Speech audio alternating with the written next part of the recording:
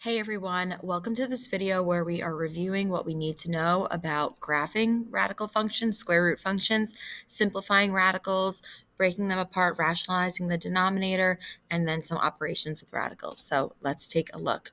First problem, it says for the function listed, which list of values is correct? So if I want to take the square root of x and then plus 1, if I wanted to graph that function, well, I could see that each one of these x values is 0, 1, and 9. Okay, so if I take f of x equals the square root of x plus 1, and I make a table of values, and I plug in 0, 1, 4, 9, because I see each one of these has those as my x values. It's the y values that are different. I'm going to plug in each x value and get my y. So if I plug in a 0, square root of 0 is 0, plus 1 is 1. Okay, if I plug in a 1 for x, square root of 1 is 1, plus 1 is 2. If I plug in a 4, square root of 4 is 2, plus 1 is 3. The last one, if I plug in a 9, square root of 9 is 3, plus 1 is 4. So when I plug those in, I'm looking for 0, 1, 1, 2, 4, 3, 9, 4. Number 2, the following function is what kind of transformation from the parent function? So the form is f of x equals a times the square root of x minus h plus k. So hk is my vertex. So when I see f of x equals square root of x minus 1 and then minus 3, I can tell that my h is positive 1 and my k is negative 3. 1 is the horizontal shift, and if it's positive 1, that means it goes to the right 1. My k is negative 3. That's the vertical shift. If it was positive 3, it would go up. If it's negative, it goes down. So this is right 1, down 3. Number 3, the following function is what kind of transformation from the parent function? Okay, similar type of problem here. So I'm looking at this as f of x equals square root of x plus 2 plus 3. Now, if I want to find the hk, because the form is x minus h and then plus k at the end, I know if I see plus 2, then that means the h value must have been a negative 2, because x minus negative 2 makes it x plus 2. So my h is negative 2, and then my k is positive 3. So from the previous problem, it was 1, negative 3. 1 meant to the right 1. So if my h is negative 2, that means it's to the left 2. And then negative 3 meant it went down 3. So positive 3 would mean it goes up 3. So left 2, up 3. Oops. All right, number 4, which function matches the graph? I immediately see that this curve is upside down, so I know right off the bat my a value is definitely negative, so it's either has to be the first option or the third option. I notice that the vertex of that graph is at 2, 3. Okay, so if I follow this form, f of x equals, I know it has to have a negative a value, so I'm just going to start off with a negative a, and then x minus my h value of 2, and then plus k, which is 3. Now, I didn't need parentheses around x minus 2. I just kind of grouped it together. But that's it. Oops, and my k was 3. So it really should just say plus 3 at the end. So negative and then x minus 2 plus 3. That's it.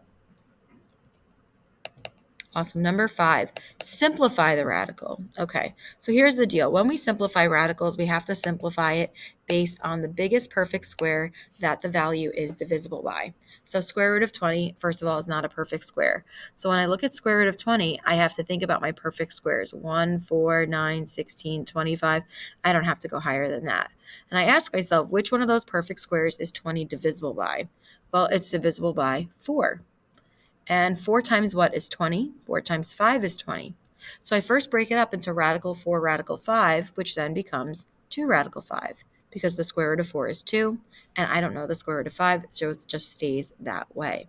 Now notice I didn't break up 20 into like 10 and 2, because we don't know the square root of 10. We don't know the square root of 2. We purposely break it up using a perfect square so that we can simplify that part and then leave the rest. Number 6, now with variables, if I take the square root of x to the 6th, y to the 8th, even exponents are very easy. You just simply cut them in half. So the square root of x to the 6th and then square root of y to the 8th, Well, the square root of x to the 6th would just be x to the 3rd, because half of 6 is 3. Square root of y to the 8th would be y to the 4th, because half of 8 is 4. The only special rule is that when you go from an even to an odd exponent, you do have to put absolute value bars around that part of the expression. 6 to 3 goes from even to odd, absolute value bars. 8 to 4, even to even, not special. And so that's why it's absolute value of x to the 3rd and then y to the 4th. Now for this next one, number 7, I have an odd exponent. So here's the deal with odds. You are not going to take half of the odd exponent. What we do is we always break 1 away. So we rewrite this as the square root of x to the 4th times the square root of x to the 1st. Okay, so any odd exponent, you take 1 away from it. And the reason is any odd number, if you subtract it by 1, you're left with an even number. Can I take the square root of x to the 4th? Absolutely. What's half of 4? 2. So it's x squared. And then when you have the square root of just x to the 1st, it's just square root x. And that would be my answer. Number 8, simplify this radical expression. Okay, so we have square root of 28 x to the 2nd y to the 12th z. All right, so first off, square root of 28. I know I could break that up into radical 4, radical 7. Okay, square root of x to the 2nd, half of 2 is 1. So it's going to be x to the 1st. And I don't really need the exponent, but I'm going to put it there. I also am going to put absolute value bars because it's going from even to odd. Square root of y to the 12th, half of 12 is 6. But I still have square root z, and I can't simplify that. So that's just square root z. The only thing left here to simplify is that the square root of 4 is 2. Everything else can get brought down. But now what I'm going to do in my final answer is group them. So the way my final answer goes is first it's numbers not in the radical, so 2. Then it's my variables in alphabetical order, so absolute value of x, y to the 6th. And then these two radicals, they can actually get grouped together underneath the same radical, like they share an umbrella. And that's it. That's your answer. Number 9, find the area of a rectangle with the given length and width. So we know that area formula is just length times width. So if I want to find the area, I'm going to simply multiply 2 radical 6 times 3 radical 2. And when you multiply these together, you basically multiply your numbers in front. So 2 times 6 is 6. And then you multiply your radicals. Radical 6 times radical 2 is radical 12. Now, this is not an answer choice on purpose because I could still go further.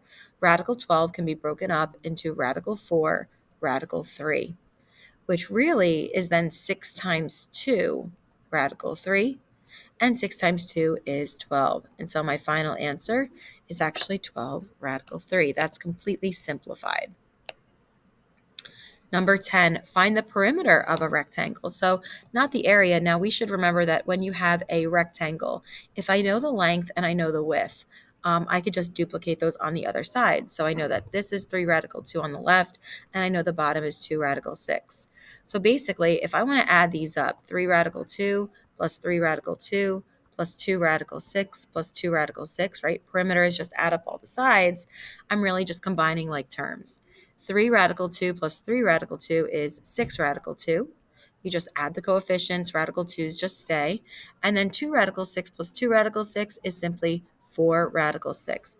And there's nothing else that I could do there. Order doesn't matter either.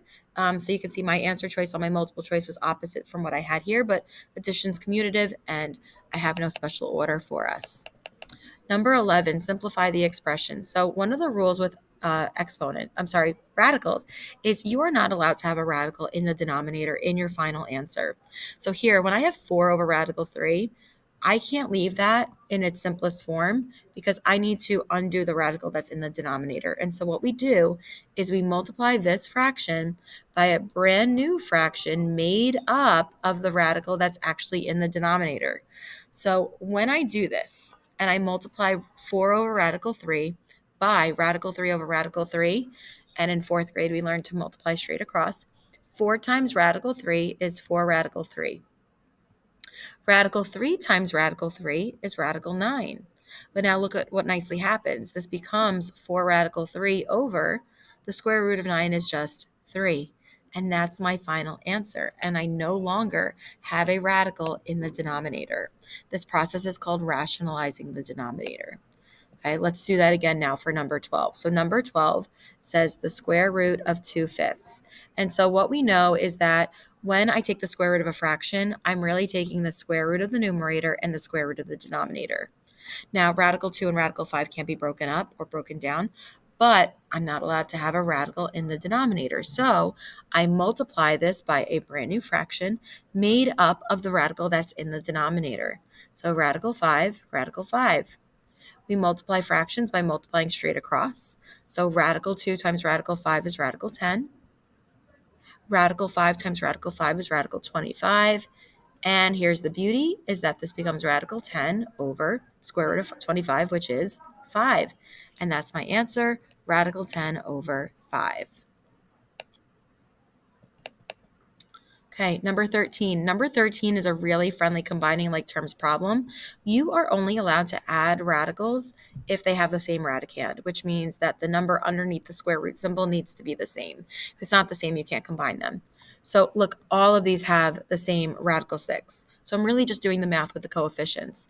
3 plus 4 minus 1. Remember, if you don't see a number in front, there's really a 1. So 3 plus 4 is 7, minus 1 is 6. And my radical just stays radical 6. So you're really, again, just doing the math with the coefficients. Number 14. Okay, now these at first sight, radical 54 plus radical 24 looks like they don't have the same radicand. I can't add them. I can't combine them. What do I do? Well, we can break them down first. We can simplify them. So this is where we think about our perfect square list, 1, 4, 9, 16, 25, 36. I really don't need to go higher than that. And I ask myself, how can I break apart radical 54? Which one of those numbers on my list over there is 54 divisible by? It's 9. And so I rewrite radical 54 as radical 9 times radical 6 because 9 times 6 is 54. I'm going to do the same thing with 24. 24 is not a perfect square. Which one of these perfect squares over here on that way? Nope, that way. Which one of these perfect squares over there on the side is 24 divisible by? It's 4. So I rewrite this as radical 4, radical 6. So now when I simplify this, the square root of 9 is 3. Bring down radical 6 plus the square root of 4 is 2. Bring down the radical 6. And 3 radical 6 plus 2 radical 6 is just simply 5 radical 6. Okay, next one, number 15. So simplify. So I have radical 45 plus radical 20 minus radical 27 plus radical 32. None of these, have the same radicand. So at first glance, it's like, what do I do? But we know how to break things down. So ready? 45. What's the biggest perfect square that goes into 45? It is 9. So this would be radical 9, radical 5 plus biggest perfect square that goes into 20 is 4. So radical 4, radical 5 minus 27 is in radical 9, radical 3 plus, don't let 32 fool you. It is divisible by 4, but we always need the biggest perfect square, which is 16. So that one becomes radical 16, radical 2. So now I simplify what I can. So this becomes 3 radical 5 plus 2 radical 5 minus 3 radical 3 plus 4 radical 2. Final step. Can I combine any of these now? Yes, I can.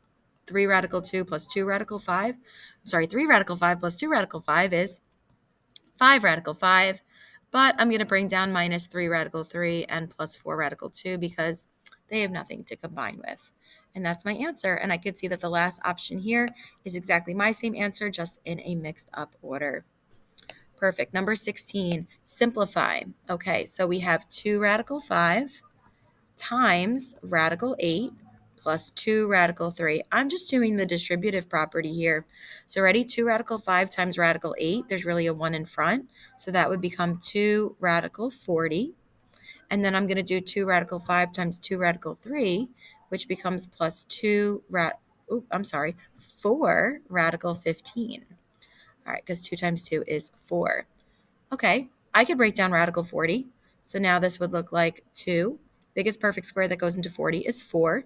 So this would be radical 4, radical 10, plus 4 radical, 15 is not divisible by 4 or 9. 16 is too high. Sometimes you can't break everything down. And so that would say radical 15. This in the front would become 2 times 2, radical 10, plus 4 radical 15. And here's my final answer. 2 times 2 is 4. So it's 4 radical 10 plus 4 radical 15. Final answer. Number 17. Okay, so multiplying basically like a binomial times a binomial. It's again just repeated distribution. So I'm going to multiply 3 radical 2 plus 5 radical 3 times 4 radical 2 minus 2 radical 3. Okay, so first step, I distribute 3 radical 2 to 4 radical 2. So 3 radical 2 times 4 radical 2 is 12 radical 4. Then we do 3 radical 2 times negative 2 radical 3. So that would be negative 6 radical 6.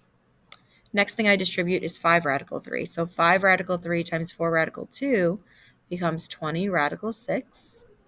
And then 5 radical 3 times negative 2 radical 3 becomes negative 10 radical 9. Okay, so a few interesting things are going to happen here. First of all, 12 times radical 4 becomes 12 times 2. And then minus 6 radical 6, 6 can't be broken, and neither can the 20 radical 6. So look at these two terms. I can combine them. Negative 6 plus 20 is positive 14 radical 6. And then let me finish this. Minus 10 times radical 9 is 3. Okay, so now 12 times 2 is 24, plus 14 radical 6 minus 30. Final step, 24 minus 30 is negative 6. And there's my answer, 14 radical 6 minus 6. Number 18, find the area of a square given the side length. Okay, so first of all, if I was to draw a square and it said that one of the sides was 3 radical 2, well, 3 plus radical 2, well, I know that means that all the sides are the same. And area formula for a square is technically side squared, or a square is also a rectangle, so I could think about it as length times width. So that means I need to multiply these two expressions together. So when I go to find the area, I'm really doing 3 plus square root 2 times 3 plus square root 2. And when I do that, let's see what happens. Ready? So I do 3 times 3 is 9. 3 times radical 2 is 3 radical 2. Then I distribute the radical 2. So radical 2 times 3 is another 3 radical 2. And then radical 2 times radical 2 is radical 4. Okay, so now I have 9. 3 radical 2 plus 3 radical 2 is 6 radical 2, plus square root of 4 is 2. Final answer, 9 plus 2 is 11. And so I get 11 plus 6 radical 2, which is my second answer choice in my multiple choice. Number 19, what is the conjugate? Okay, so here's the deal. When you have a problem that just looks like 2 over radical 3, I know I have to multiply that by radical 3 over radical 3. Easy, easy. But now the moment that this problem becomes 2 over 5 minus radical 3, it's not just radical 3 over radical 3 that I have to multiply by. The conjugate is actually, it's still the whole denominator, but you change the sign in the middle. So the conjugate here would be 5 plus radical 3. 5 plus radical 3. Okay, that's actually what I have to multiply this expression by. Now, had this problem been 2 over 5 plus radical 3, then that means my conjugate would have been 5 minus radical 3 over 5 minus. So it's really what the denominator is, and you just change the sign in the middle. So now we need that skill to be able to do the very last problem.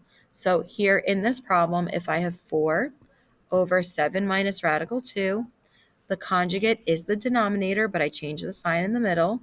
So it would be 7 plus the square root of 2. 7 plus the square root of 2.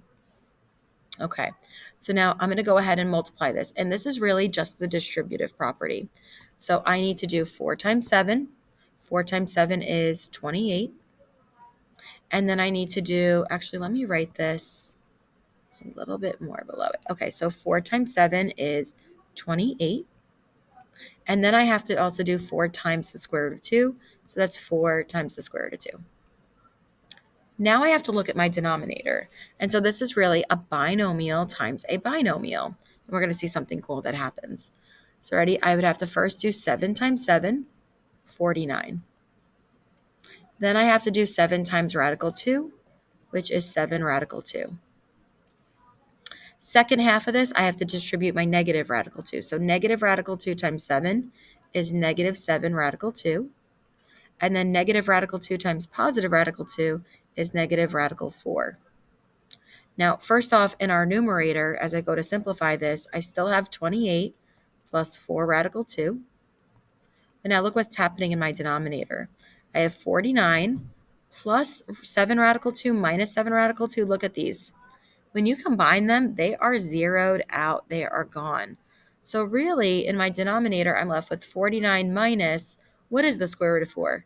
It's 2. Okay, so now when I simplify this further, I now have 28 plus 4 radical 2 over, what's 49 minus 2? 47. Now, I always should check, could I simplify this? Like, can I simplify 28 over 47? No. Or 4 over 47? I can't. And so that is my final answer. My multiple choice is just in reverse order, but it's the same answer. That's it. Good luck on your quiz. I hope you do great. Bye.